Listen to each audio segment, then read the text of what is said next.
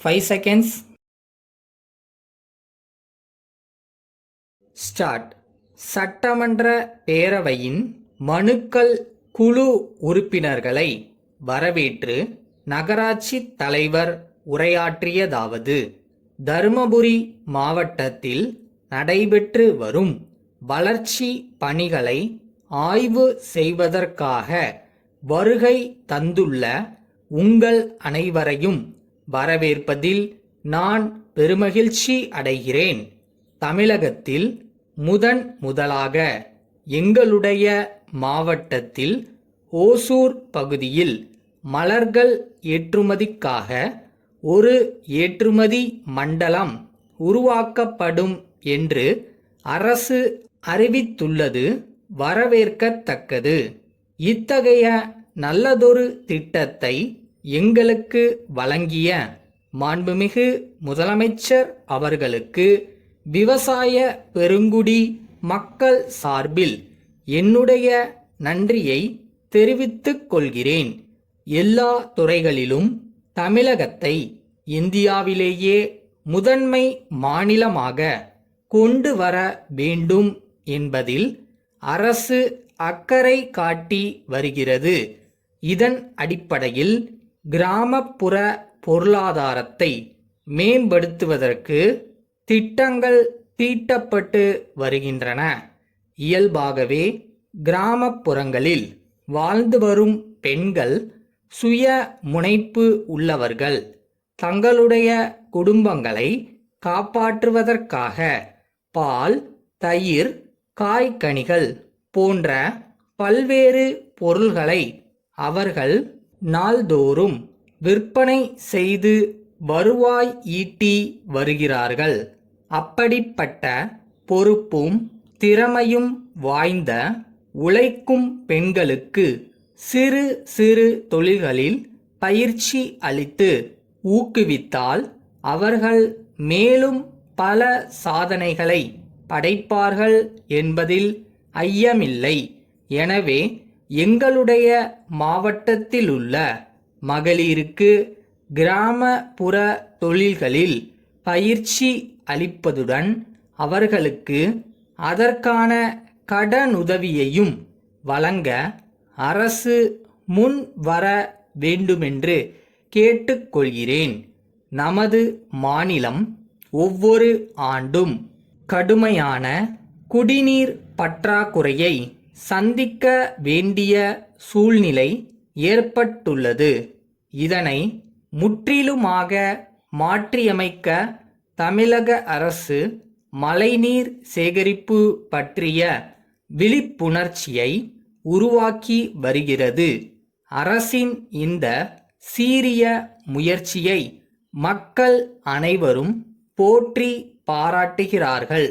ஆயினும் இயற்கையாக மழைநீரை சேகரித்து வந்த நீர்நிலைகளின் தற்போதைய நிலைமை குறித்து அரசு அதிக கவனம் செலுத்த வேண்டியது அவசியமாகும். ஏரிகளும் குளங்களும் நீண்ட நாட்களாக தூர்வாரப்படாமல் இருப்பதால் குப்பை கொட்டும் இடங்களாகவே அவை மாறிவிட்டன. மேலும் அவற்றை சிலர் ஆக்கிரமிப்பு செய்து குடிசைகளையும் குடியிருப்புகளையும் ஏற்படுத்தி வருகிறார்கள். எனவே இத்தகைய ஏரி குளங்களை அரசு கண்டறிந்து ஆக்கிரமிப்புகளை அகற்றவும் தூர்வாரவும் அவற்றை நல்ல முறையில் பராமரிக்கவும் தகுந்த நடவடிக்கைகளை மேற்கொள்ள வேண்டுமென்று கேட்டுக்கொள்கிறேன். தமிழகத்தில் இருதய நோயாளிகளுக்கு பொது மருத்துவமனைகள் வாயிலாக சிகிச்சை அளிக்கப்படுகிறது. இருப்பினும் ஏழை எளிய மக்கள் சிகிச்சை பெறுவதில் உள்ள சிரமங்களை நாம் அறிவோம். இத்தகைய உன்னத பணியில் அரசு எடுத்து வரும் நடவடிக்கைகள் மட்டும் போதுமானதாக இருக்காது. எனவே புகழ்பெற்ற தனியார் மருத்துவமனைகளையும் ஒருங்கிணைத்து ஏழை மக்களுக்கு இலவசமாக சிகிச்சை அளிக்க வேண்டுமென்று கேட்டு அமர்கிறேன். அன்புடையீர், தாங்கள் கேட்டுக்கொண்டபடி எங்களது விலை பட்டியலையும் பொருள்களின் மாதிரிகள் அடங்கிய பெட்டியையும் இன்று தனியே தபால் மூலம் அனுப்பியுள்ளோம். நிச்சயமாக அவைகள் தங்களுக்கு முழு திருப்தியை அளிக்கும் என்று நம்புகிறோம். அவைகள் குறைந்த விலையில் கிடைக்கும் தரமான பொருள்கள் ஆகும். அவற்றை வாங்குவது சிறந்தது என்று ஆலோசனை கூறுகிறோம். தற்போது அனுப்பியுள்ள புதிய விலைப்பட்டியலை கவனமுடன் படித்து தங்களது மேலான யோசனைகளையும் தேவையையும் பற்றி கடிதம் எழுதுமாறு கேட்டுக்கொள்கிறோம். உயர் ரக சேலைகளில் வைத்து தைப்பதற்கு தேவையான ஜரிகை லேஸ்களின் மாதிரியை தங்களுக்கு அனுப்பியுள்ளோம். அவை தற்போது வெகு வேகமாக விற்பனையாகி கொண்டு வருகின்றன. எனவே அவைகளை பெரிய அளவில் வாங்கி வைத்து கொள்ளலாம் என்று தெரிவித்துக் கொள்கிறோம். தங்களுக்கு சென்ற மாதம் அனுப்பப்பட்ட சேலைகள் மிக தாமதமாக வந்து சேர்ந்ததாக தாங்கள் புகார் செய்துள்ளீர்கள்.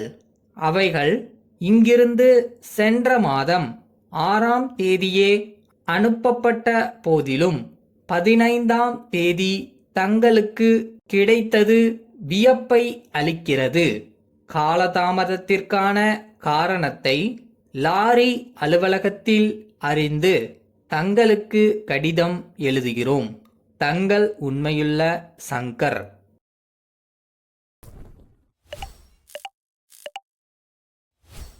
Your heart says go for it, go for it. நம்ம பண்றது நம்ம கையில தான் இருக்கு. யாரும் வந்து தடுக்க போறதில்ல. நம்ம இடம் இங்கே தான் இருக்கு. நம்ம தான் தேடி பிடிச்சு வரணும்.